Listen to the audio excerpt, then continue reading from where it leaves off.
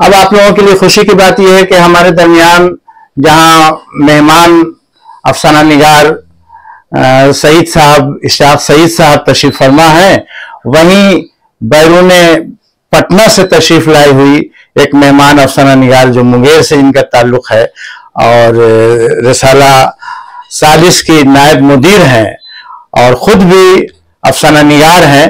तो मैं ये चाहूंगा कि निशात परवीन और आपसे दरखास्त है कि अपना अफसाना। इंसान भी क्या शय है, जरा सी बात पर घबराना, परेशान होना उसकी फितरत में शामिल है। जब आदमी हालात से लड़ते लड़ते थक जाता है तो वो कोई ऐसा रास्ता ढूंढने लगता है जिससे उसे सुकून मिल जाए, जिंदगी में राहत मिल जाए। नफीसा बेचारी भी रोज उसकी चिक चिक से थक चुकी थी।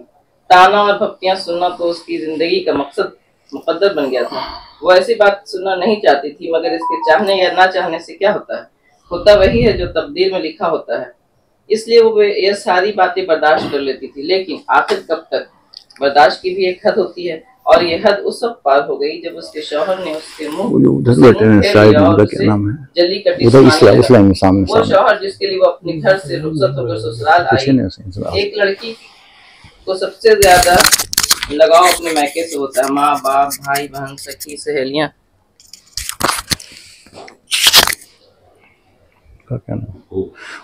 घर, आंगन, दलान, कमरे, ये सारी चीजें इसके लाशऊर में रची बसी होती हैं। और जब वो किसी अजनबी के साथ वहां से रुखसत होती है तो ऐसा लगता है कि इसका जिस्म तो कहीं और जा रहा है मगर उसकी रूह वहीं रह गई है। इसकी शादी एक मौजूद घराने में हुई थी। माल दौलत उनके घर की बांधी थी। हुस्न खूबसूरती में भी वो लोग एकता थे। ऐसे माहौल में भला एक मामूली शक्ल सूरत वाली मिडिल क्लास की लड़की कैसे वहां के लोगों को पसंद आ सकती थी? ये तो काशिफ की जिद थी। उसके आगे उसके वालिदैन सुपुर्द डाल तो दिया था, सिफर डाल दिया। नफीसा उसकी क्लास फेलो थी तो वो एक आम सी लड़की थी मगर अपने नाम की तरह नफीस थी। इसका रख रखाव, ठहर ठहर कर गुफ्तगू करने का अंदाज और सबसे ज्यादा इसकी शर्मिगी आंखें काशिफ को पसंद आ गईं। 5 भाइयों में सबसे छोटे थे, लिहाजा सबके लाडले थे। बड़े भाइयों की शादी हम रुतबा खानदान में हुई थी। चारों बहुएं नहायत हसीन और जमील थीं। सास मोहतरमा भी अपने वक्त की परी रही होंगी, अब भी अपने ठस्से में रहती थीं। पूरे घर की मालकिन थी। पूरा घर इनके इशारे पर चलता था। किसी की मजाल नहीं थी कि इनकी किसी बात पर उफ भी करे। पांचवें बेटे माँ के मुरीद थे और शौहर बेचारे तो गुलाम थे। नफीसा जब इस घर में आई तो पहले पहल उससे सब कुछ अजीब सा लगा, क्योंकि इसके मायके का माहौल यहाँ से बिल्कुल मुख्तलिफ था। लेकिन औरत की फितरत पानी की तरह होती है। पानी जिस बर्तन में जाता है उसकी शक्ल इख्तियार कर लेता है। नफीसा ने भी अपने आप को वहीं के मिजाज के मुताबिक ढालना शुरू कर दिया।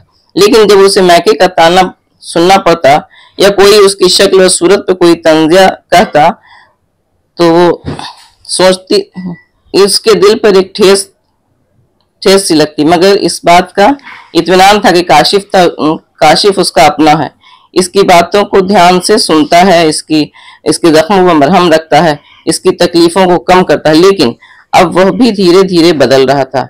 इसकी भाभियां और माँ रात दिन इसके खिलाफ काशिफ के कान भरती थीं। आदमी आदमी ही है। जिस तरह वो शैतान के बहकावे में आ जाता है उसी तरह इंसान के बहकावे में भी आ जाता है। काशिफ भी बहक गया और दिन भर तो वो घर वालों की तज़हीक बर्दाश्त करती ही थी। लेकिन अब रात को काशिफ भी इसे अपनी तनकीद का निशाना बनाने लगा था। और एक रोज जब उसे मारने के लिए हाथ उठाया तो इसके दिल ने कहा कि बस अब बहुत हो चुका और अब बर्दाश्त करने की हिम्मत नहीं है। लेकिन वो भी तो क्या करे, वो करे भी तो क्या करे? क्या मैके लौट जाए? नहीं, ये ठीक नहीं होगा। क्या खुदकुशी कर ले? नहीं, ये तो बुज़दिली है। तो फिर क्या करे? वो सोचती रही, रात भर सोचती रही। इसकी आंखों से नींद कोसों दूर थी। वो बेहतर बिस्तर पर करवटें बदलती रही, यहाँ तक के पाँव फट गई। सुबह की सफेदी नमूदार हो गई और जब सूरज की पहली किरण इसकी पलकों से टकराई और एक नया ख्याल इसके जहन में कौन गया, उसने सोचा कि जिस तरह रोशनी की ये किरण अंधेरे का मुकाबला कर रही है, उसे भी इसी तरह जिंदगी में और दर आई तारीकी का मुकाबला करना होगा। उसे अपने जिस्म जान में एक नई ताकत दौड़ती हुई महसूस हुई और वो बिस्तर छोड़कर उठ खड़ी हुई। वाह, बहुत खूब। शॉर्ट रहता। हजरत ये नशात परवीन थी, बिहार की जो खवातीन अफसाना निगार हैं उनमें एक नाम का इजाफा तस्लीम किया जाए, नई रोशनी। और नशात परवीन ने अपना एक अफसाना पढ़ा जिसका उन्वान था नई रोशनी। जो आपने कहा